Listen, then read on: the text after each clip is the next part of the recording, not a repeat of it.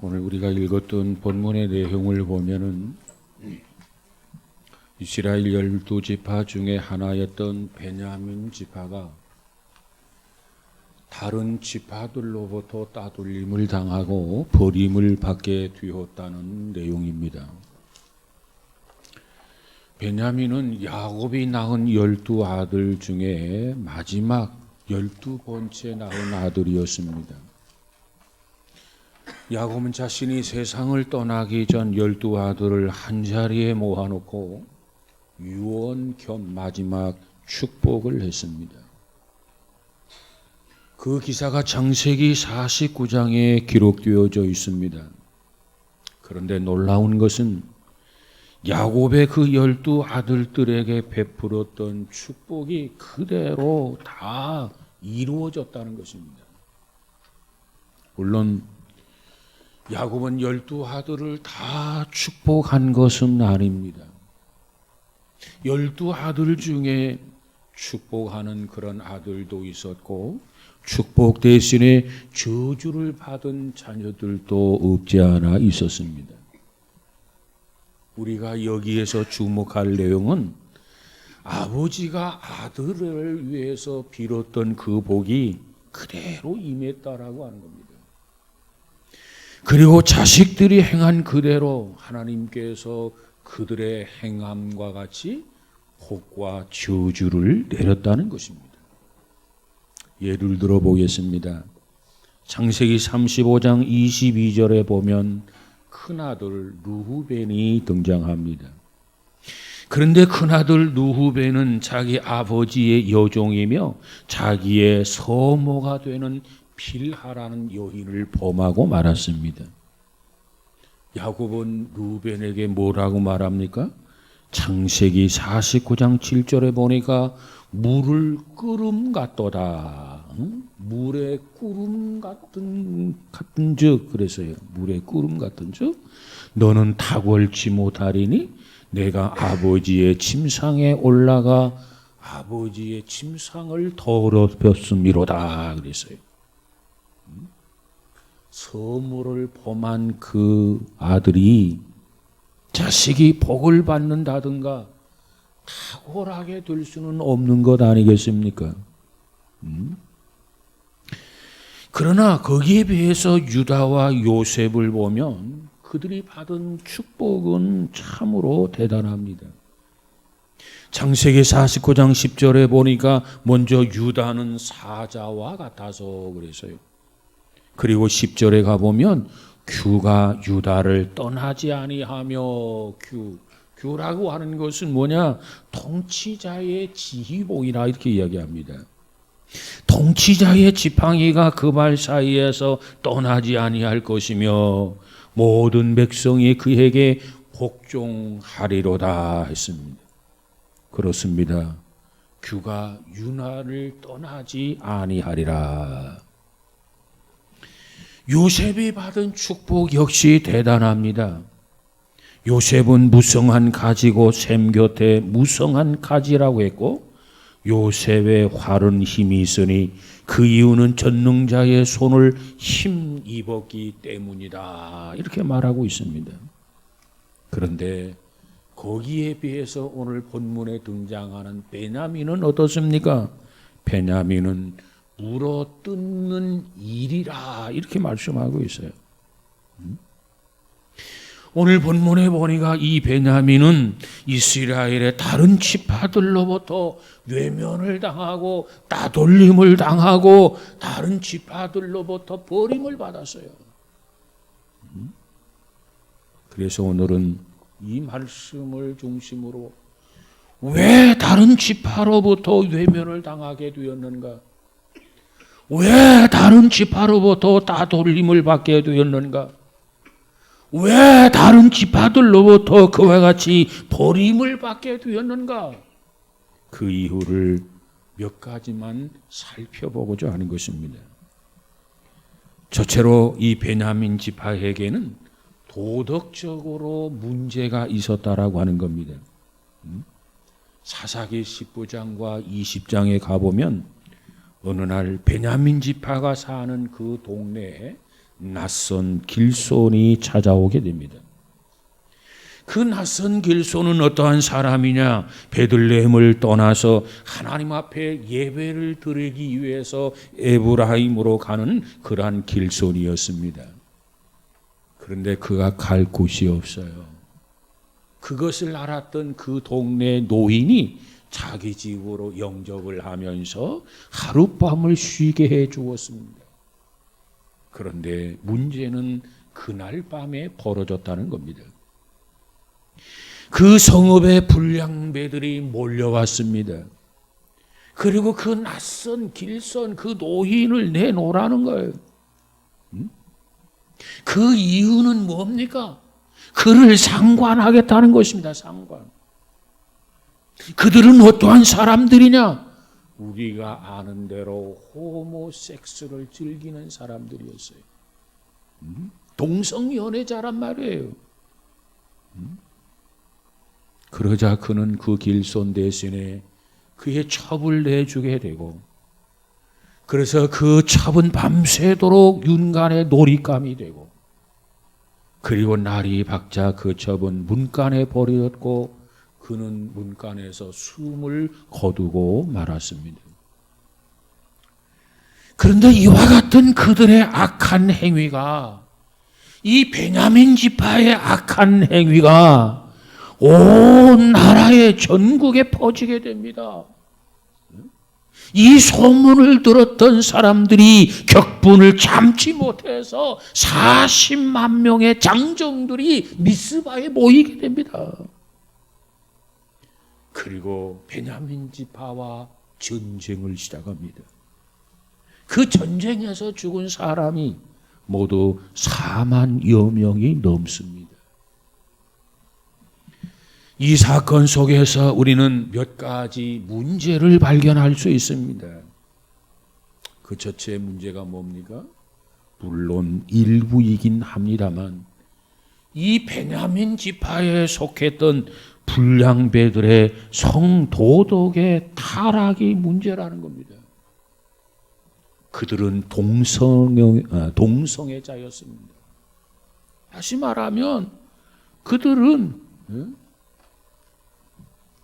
호모섹스를 즐기는 사람이었단 말이에요. 성폭행도 개의치 않는 그러한 사람들이었습니다. 이것이 베냐민 지파의 문제였습니다. 두 번째 문제는 뭡니까? 여호와의 집으로 가는 중인 사람을 폭행했다는 거예요. 사사기 19장 18절에 가서 보니까 그는 베들레헴에 갔다가 여호와의 집으로 가는 중이라 그랬어요. 한마디로 말하면 예배를 드리러 가는 사람을 붙잡아서 폭행을 한 거예요. 이처럼 베냐민 지파의 도덕적 타락이 전쟁의 원인이 되어서 4만여 명이 죽음을 당했고, 이 전쟁을 통해서 이스라엘의 11지파와 베냐민은 어찌 보면 원수가 되었다는 거예요. 어느 시대든지 그 시대의 도덕성을 평가하는 몇 가지 기준이 있습니다. 그 기준이 뭐냐? 첫째, 얼마나 질서를 잘 지키는가. 두 번째 기준이 뭡니까? 그들의 윤리관은 건강한가. 세 번째로는 그들의 가지고 있는 가치관은 올바른 가치관인가. 그리고 네 번째 가장 중요한 것은 그들의 생각과 그들의 행동들이 모두가 다 신앙적인 건가. 이것이 판단하는 기준입니다. 최근 러시아 정교회는 외국 선교사들의 러시아 안에서 선교 활동을 하는 그 모든 부분에 대해서 제안하는 그 안을 의회에 제안을 했고, 의회는 그것을 가결을 했습니다. 그러면 러시아에 있는 선교 활동을 제한한다? 그 법안을 의회에 제출했다. 그리고 가결했다. 그렇다면 그 내용이 뭐냐? 이게 또 중요해요. 그 내용은 러시아에 들어와 있는 선교사들이 선교를 위해서 집회를 한다든가, 선교를 위해서 문서를 만들어 가지고 배포를 한다든가, 이와 같은 선교의 일을, 선교의 활동을 할 수 없다고 하는 내용의 법안이었습니다. 자, 그러면 이 법안이 왜 이제 와서 새삼스럽게 의회를 가결하게 되었는가? 여러 가지 그 배경이 있습니다. 그 배경을 좀 살펴보면 러시아의 문호가 개방이 되었습니다. 세계 여러 나라들의 교회와 선교사들이 러시아에 파송되었습니다. 물론 우리 한국도 여기에 예외는 아닙니다. 그저 교회마다 선교사를 파송하고 나라마다 선교사를 파송하고 교파마다 선교사를 막 파송했습니다. 많은 사람들이 선교사로서 러시아에 들어갔습니다. 그리고 선교를 함에 있어서 방법론에 문제가 생겼다는 겁니다. 돈이면 다 해결되는 줄 알고 돌을 마구 뿌리는가 하면 교회를 분열시키면서 지나치게 경쟁을 일삼기 시작했다는 거예요. 그리고 제일 중요한 요소는 바로 러시아 정교회의 비위를 거슬렸다고 하는 겁니다.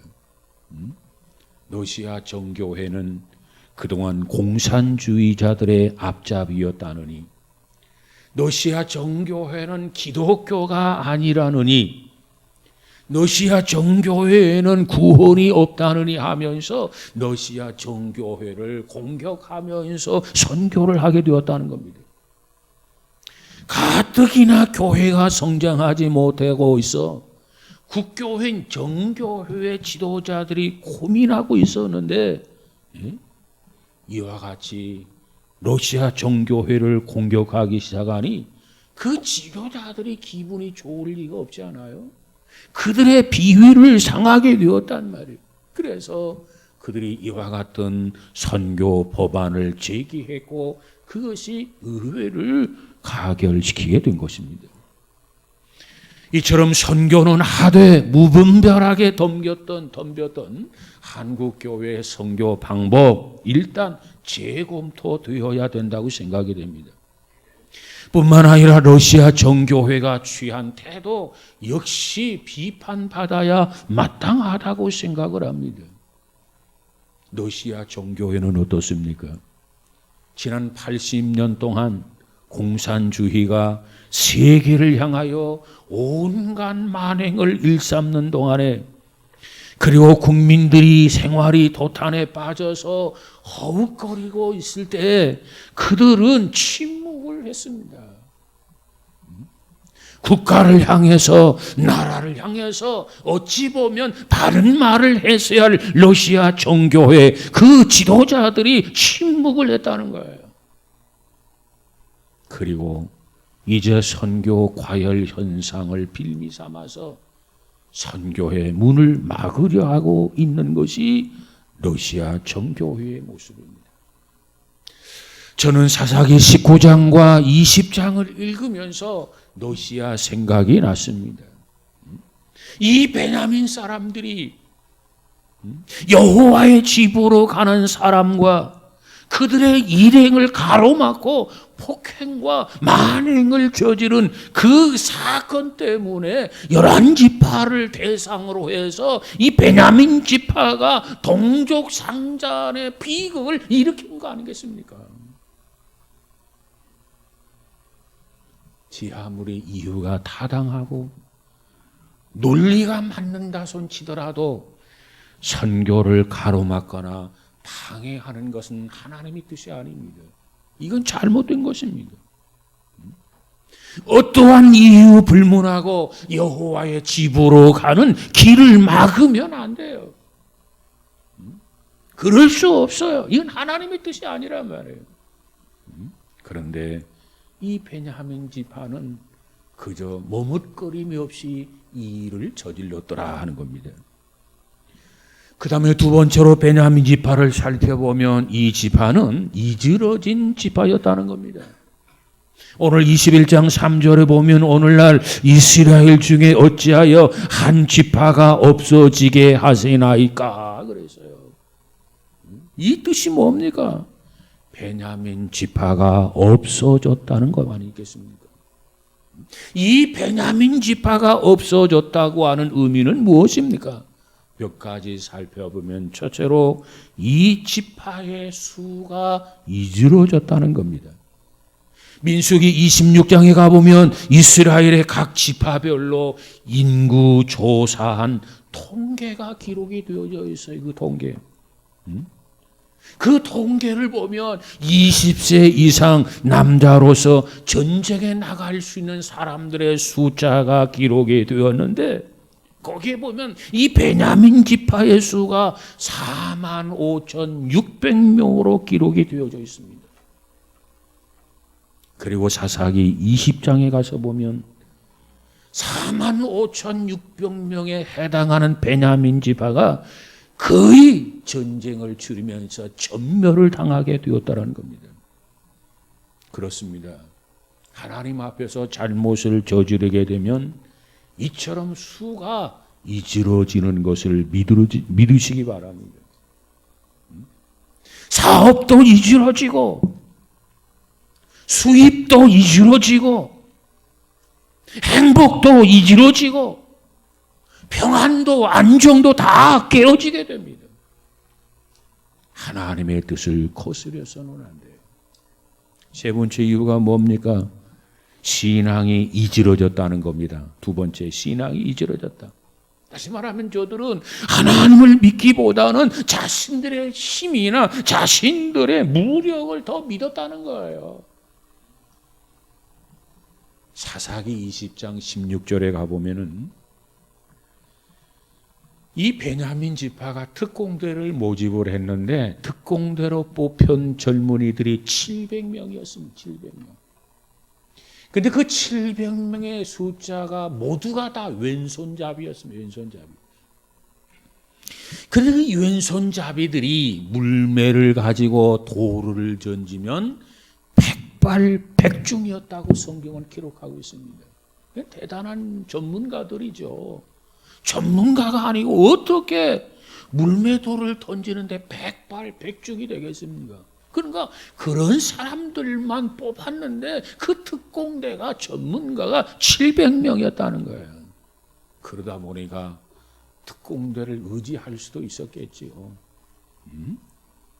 우리가 신앙생활을 하다 보면 자기 경험이 뛰어나다고, 자기 재주가 대단하다고, 자기는 무엇이든지 할 수 있다고 자신을 가지면서 하나님보다 더 자기 자신을 의존하는 사람이 없지 않아 있어요. 이것은 신앙인으로서의 바람직한 태도가 아니라는 겁니다. 여러분 보세요. 얼굴도 이지러지면 보기가 싫어집니다. 인격이 이지러지면 어떻게 됩니까? 사람이 추해집니다. 신앙이 이지러지면 어떻게 됩니까? 그 사람은 반드시 불행해지게 됩니다. 여러분, 오늘 우리는 어디에 있든 무엇을 하든지 이지러지지 않는 온전한 인격과 신앙을 소유해서 매사에 하나님을 기쁘게 해드리고 하나님을 영화롭게 해드리는 참으로 겸손한 자들이 되시기를 주님의 이름으로 축복합니다. 세 번째로 베냐민 지파는 이스라엘 총회에서 제외되었습니다. 오늘 본문 6절에 보니까 뭐라고 말합니까? 오늘날 이스라엘 중에 한 지파가 끊어졌도다 그랬어요. 8절에 가보니까 베냐민 사람들은 여호와의 총회에 참석하지 못했다고 했습니다. 아니, 왜 베냐민 지파 사람들이 이스라엘 사람들이 모두 모여 하나님 앞에 예배드리는 총회에 참석하지 못하고 빠지게 되었을까? 야곱의 12지파 모두가 다 모여서 하나님을 예배하는데, 모두가 모여서 하나님 앞에 제사하는데 왜 이들이 그 예배에, 그 제사에, 그 종에 참석해야 되는데 왜 참석하지 아니하고 빠지게 되었는가? 그 이유를 보면 아마도 두 가지 이유가 있다고 생각이 됩니다. 첫 번째 이유는 뭡니까? 그들이 하나님 앞에 나아가 예배드리는 행위 과소평가했다는 겁니다. 그걸 너무 가볍게 여겼어요.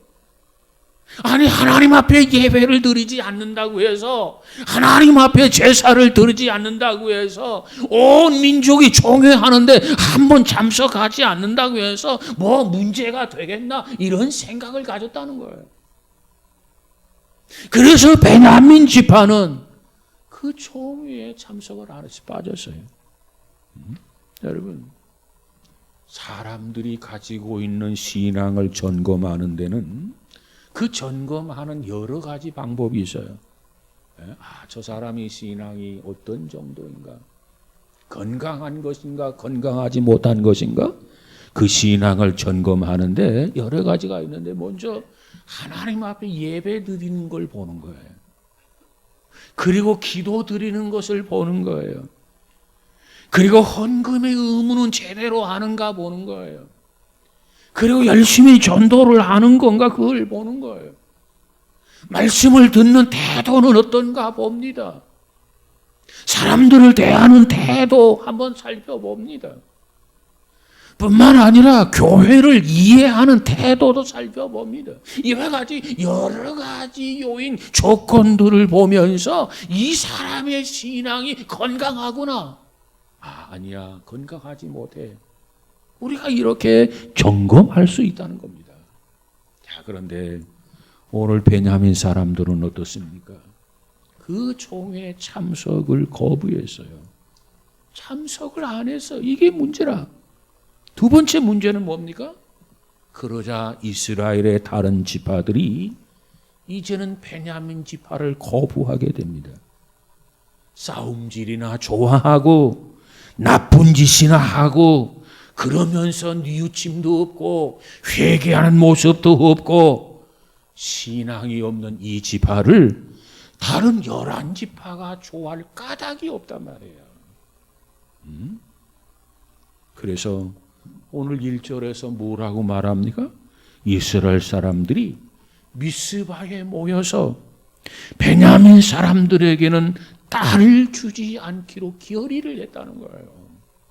아니, 야곱의 12아들들인데, 같은 동족인데, 같은 피를 받은 한 민족인데, 아니, 베냐민 사람들에게는 우리 모두가 딸을 주지 말자, 이렇게 결의를 했다는 거예요. 이것은 무슨 소리입니까? 우리 같은 민족이지만, 같은 피를 나눴지만, 저 베냐민 지파야말로 그럼에도 불구하고 상종할 수 없는 족속들이다, 이렇게 결의를 했다는 겁니다. 베냐민은 야곱의 12아들 중에 막내로 태어난 아들입니다. 보나마나 그는 막내둥이로 태어나서 버릇없이 자랐을 것입니다. 뿐만 아니라 막내라는 이유로 야곱의 사랑을 독차지하면서 자랐을 것입니다. 그래서 그들에게는 유다가 가지고 있는 믿음, 요셉이 가지고 있는 믿음이 찾아볼 수 없었던 거예요. 믿음이 좋은 아들이 아니었습니다. 창세기 49장에 가보면 베냐민은 성장하면서 그저 형들과 늘상 불화하고 싸움질을 좋아했던 사람으로 기록되어져 있습니다. 그것을 지켜보고 있던 아버지가 이 베냐민을 향해서 가리켜서 뭐라고 하느냐, 저 베냐민은 물어뜯는 일이라, 이렇게 표현을 했어요. 물어뜯는 일이다. 아니, 막내로 태어나서 자라는데, 형들과 싸우는데 얼마나 집요하게 물어 늘어지는지, 끈질기게 물어 뜯었다는 거예요. 그래서 아버지가 그 베냐민을 향해서 너는 물어뜯는 마치 일이구나 이렇게 표현을 한 겁니다. 여러분 얼마나 끈질기게 형들을 괴롭혔으면 어거지를 쓰면서 싸웠으면 아버지가 아들에게 그런 표현을 했을까요? 미국의 북애리조나 대학교에 피한한 연구원의 연구 결과에 의하면 아침 햇살 정도의 밝은 조명 아래서 그저 밤일을 하는 여성 근로자의 경우 정신 집중이 잘 되고 자금 능률이 올라간다. 이런 결과를 내놓았어요.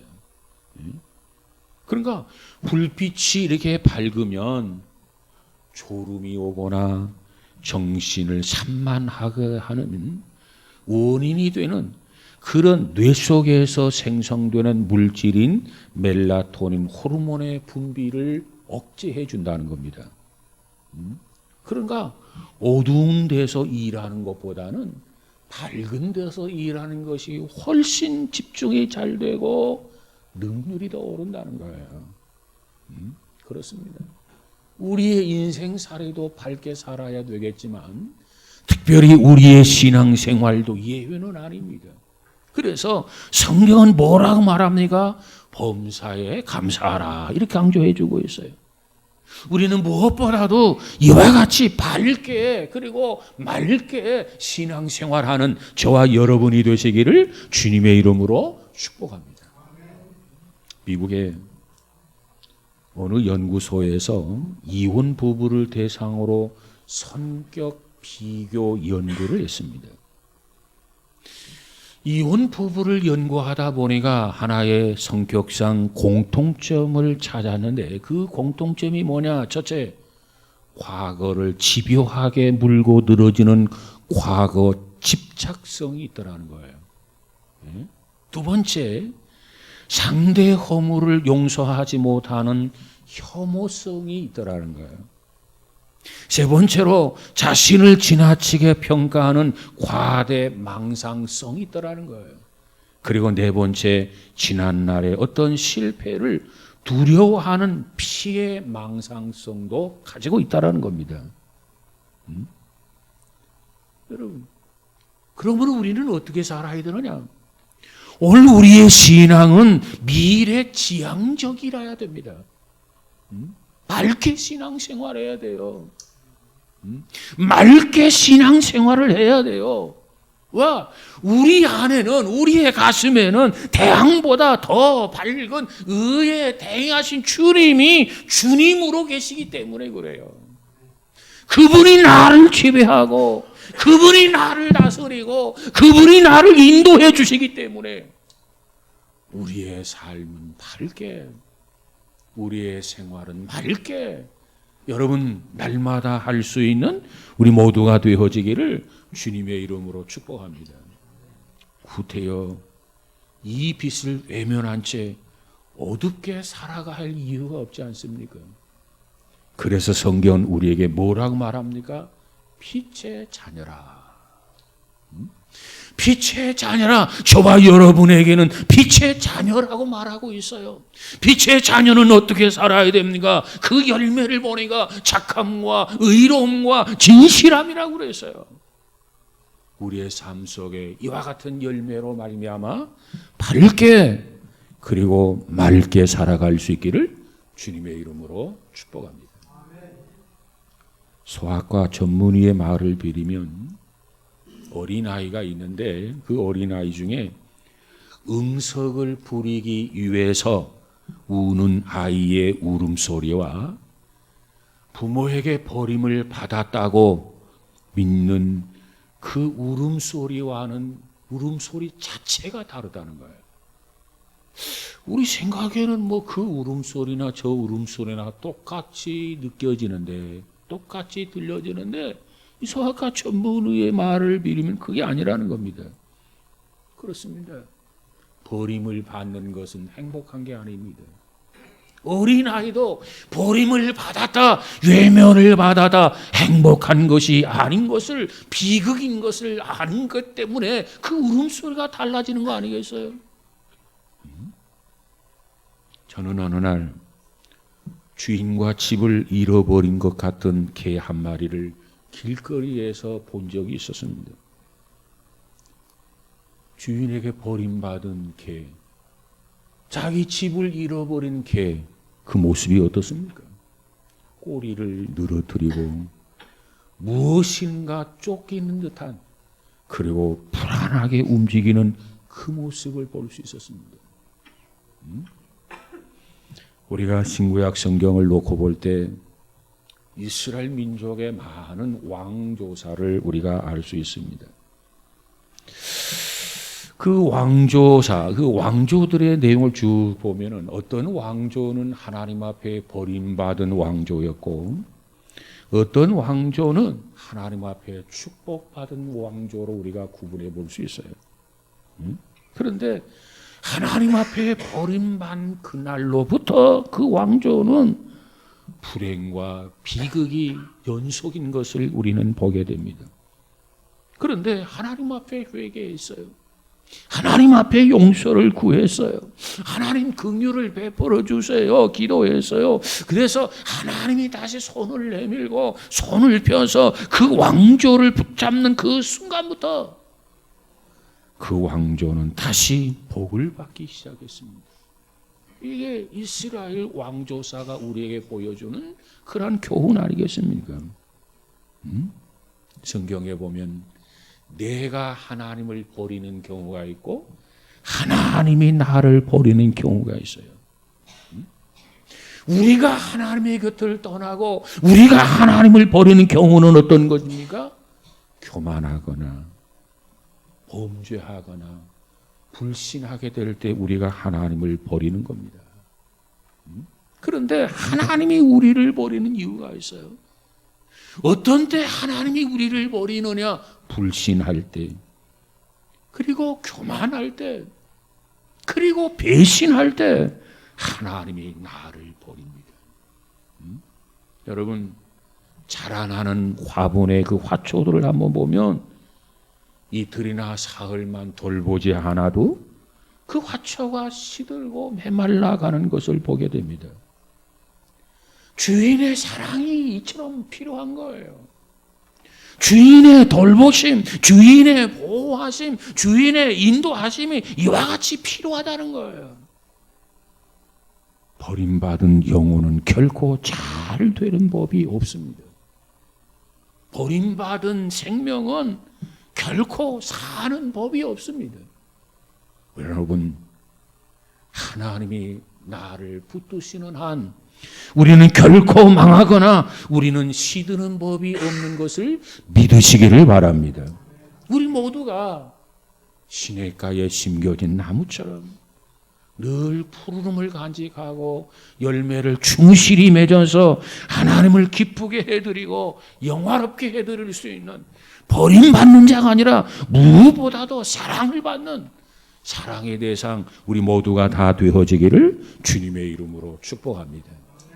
우리는 하나님 앞에 기도할 때마다 하나님 나를 버리지 마옵소서, 하나님 나를 돌보아 주옵소서, 나를 지켜 주옵소서, 나를 인도해 주옵소서, 나와 오늘 또 동행해 주옵소서. 이와 같이 간절하게 하나님 앞에 기도하고 부르짖을 때 하나님이 우리에게 음성을 들려주실 것입니다. 내가 너와 함께함이라. 내가 너를 버리지 아니하겠다. 내가 내 곁을 떠나지 아니하겠다. 내가 여기 있다. 여러분, 이와 같은 음성을 들으면서 날마다 때마다 은혜와 평강이 넘치게 살아가는 저와 여러분들이 다 되어지기를 주님의 이름으로 축복합니다. 기도하십시다. 거룩하신 하나님 감사합니다. 하나님 앞에 버림받는 인생이 아니라 누구보다도 사랑의 대상이 되어지게 하옵소서. 나를 붙들어 주시고 나를 보호해 주시고 나를 끝까지 책임지시고 인도해 주시는 하나님, 하나님만 바라보고 의지하며 나가는 귀한 성도들 되어지게 하옵소서. 금년의 남은 기간 동안에도 이와 같은 은혜를 통해서 풍성한 열매들이 저들에게 넘치게 하여 주옵소서. 예수님 이름으로 기도하옵나이다. 아멘.